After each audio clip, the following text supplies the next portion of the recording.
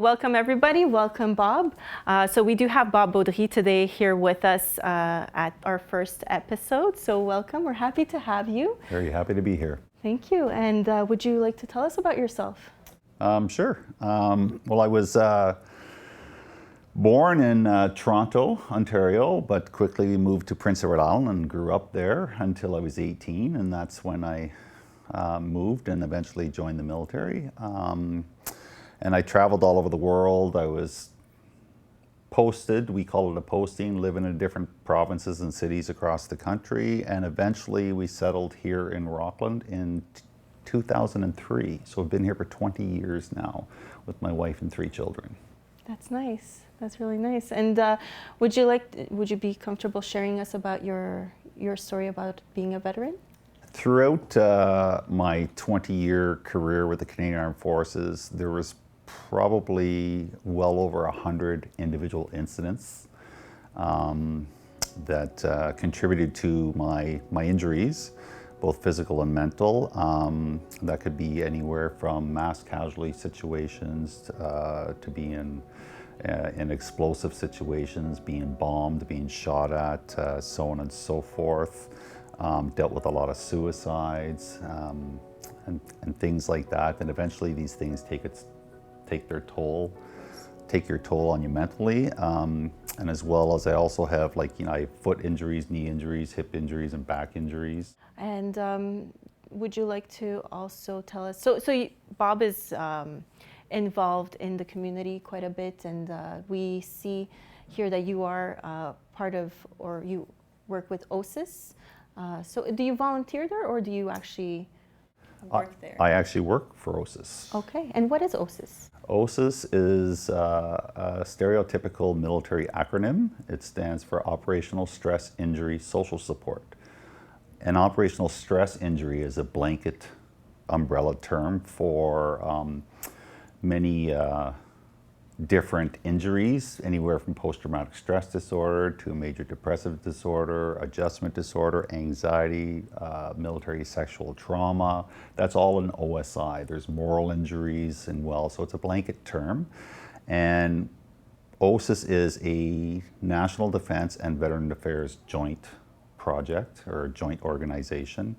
I myself am still employed with National Defense, and the OSI part of OSISS is self-explanatory, but the key part is the second part is the social support. And that's where I support other injured veterans and still serving members that have OSIs through my own lived experience. I've been far enough in my journey where I've taken enough programs in my healing that I'm at the point where I can give back now, and that's what I do every day.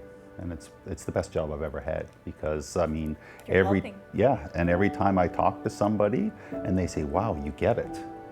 And it's very empowering, it really is. Yeah, well, it's different than somebody that may be trained in the field but doesn't necessarily have the experience, right? So yes. it's definitely, it's honorable, that's for sure. Thank you. And are you involved in any other way in the community as well? I was involved in hockey for many, many years. I coached both girls and boys hockey. I served on the executive of both the girls and boys hockey associations. I also used to be the chair of the parent council in the schools that my kids attended. And besides that, nope.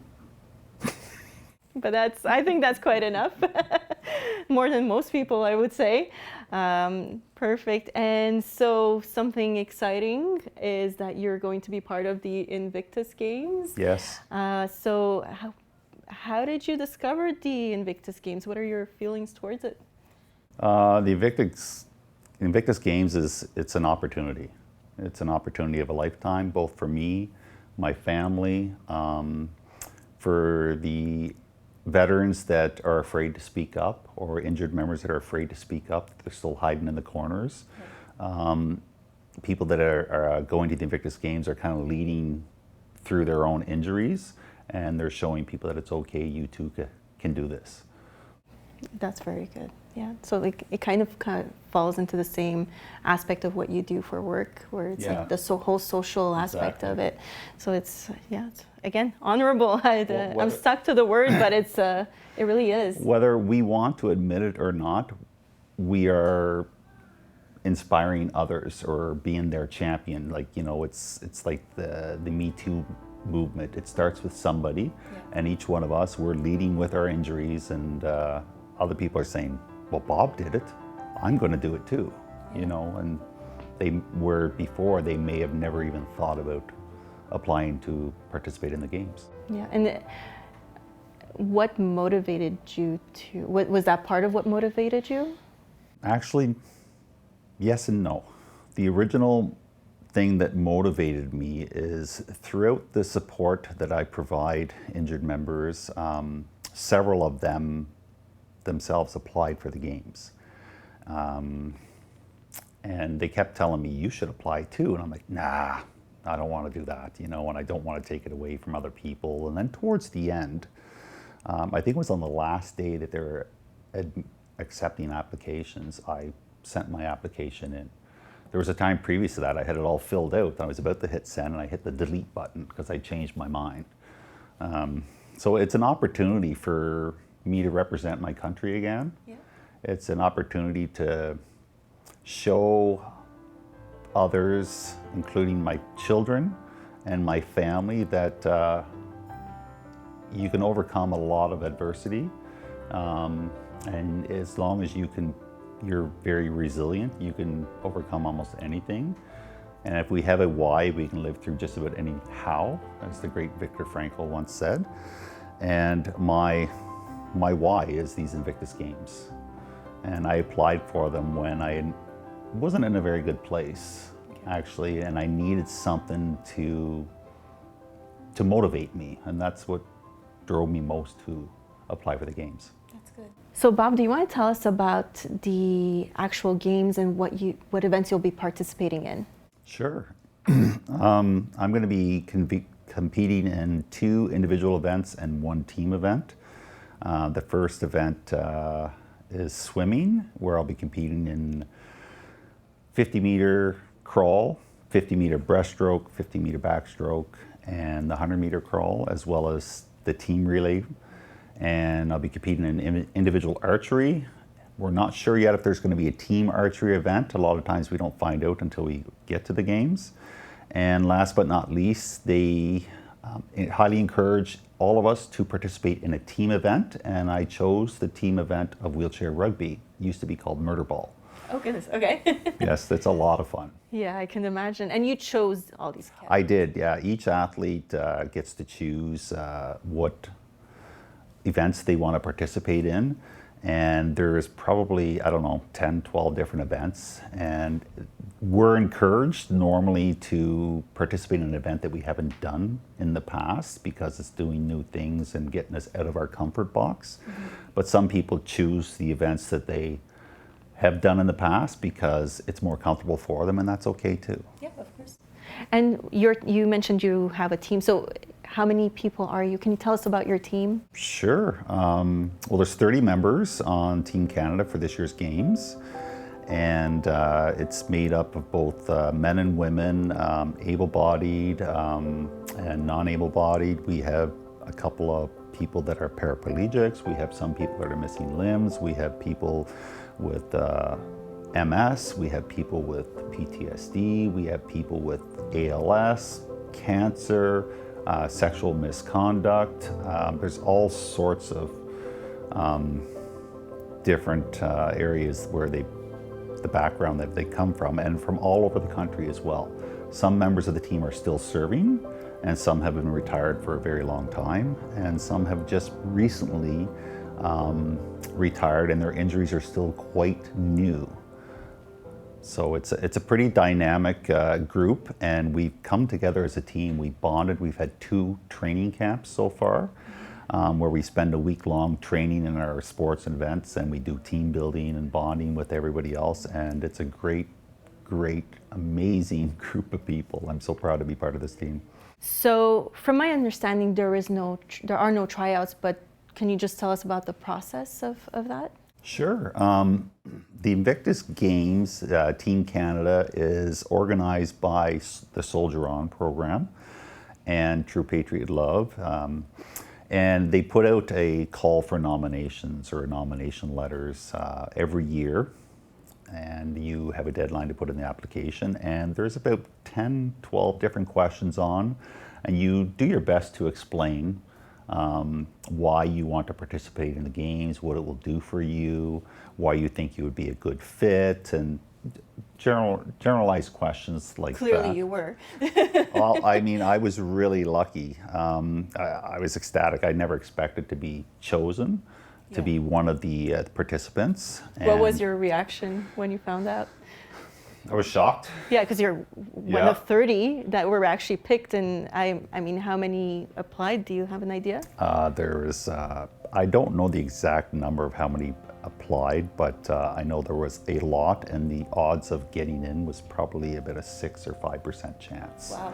So I was very thankful to get in, and the feeling was like when you were, if you remember back when you were a kid, and you had one thing you wanted for Christmas, and when you opened up your presents, that was the one thing that you unwrapped, and you were so excited. That's the feeling that I had. Amazing. I was on top of the world. I really was. Amazing.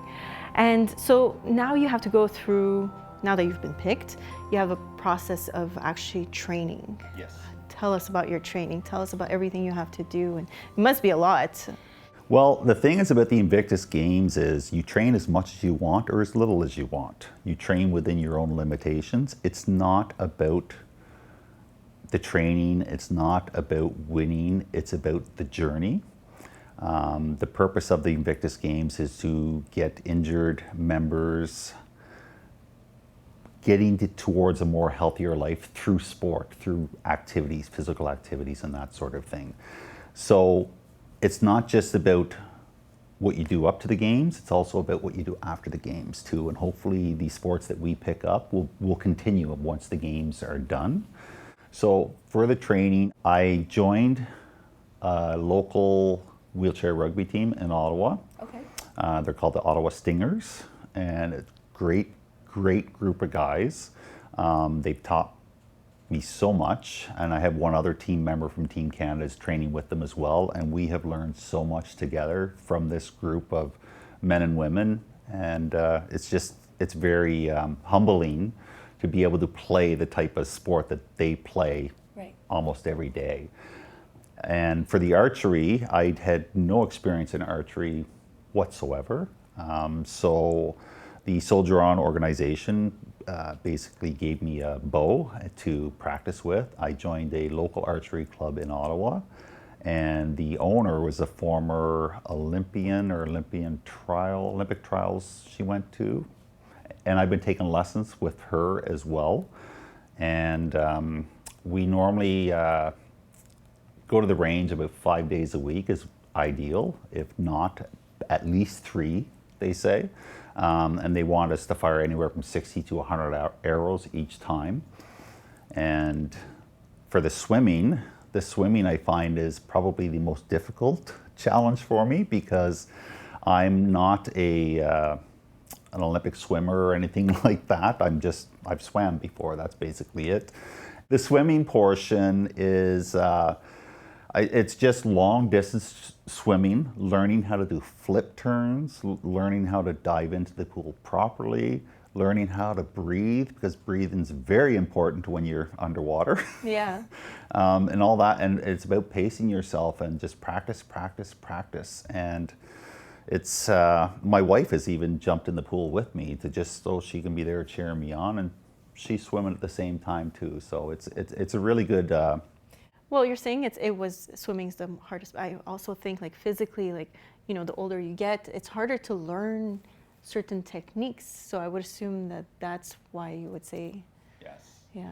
Initially, I was going to join the running team. Okay. I used to do a lot of running and that, but my body just won't let me do that anymore. So swimming is a low impact sport. Yeah. You use pretty much all your muscles, but it's no impact, so it's easier on the body and it's better to recover from. Yeah. Especially, and I would assume for your injuries as well. it helps, right? Yes, it does. Helps. And especially even the cool water helps with inflammation. So what do the Invictus Games mean to you?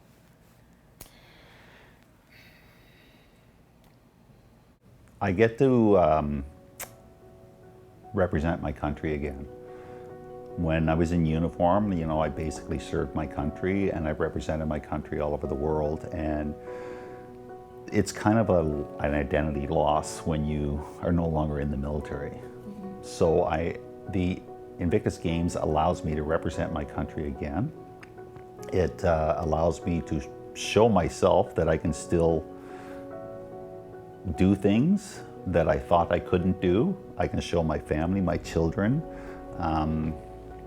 And I think one of the biggest things, aside from what it does for me and my own self-motivation, is I also want to motivate others that, especially that have invisible injuries. And I've lost a lot of friends to suicide, and I want to show people that, you know, you don't have to suffer with these invisible injuries. There's help out there. There's a lot of organizations and people that want to help.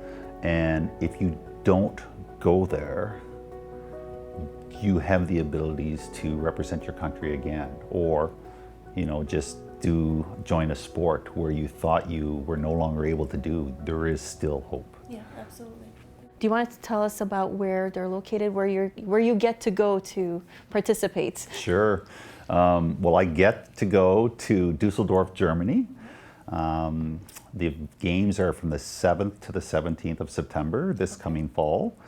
And there are going to be 22 other countries competing. We have a staging camp, Team Canada, here in Ottawa from the 3rd to the 5th of September.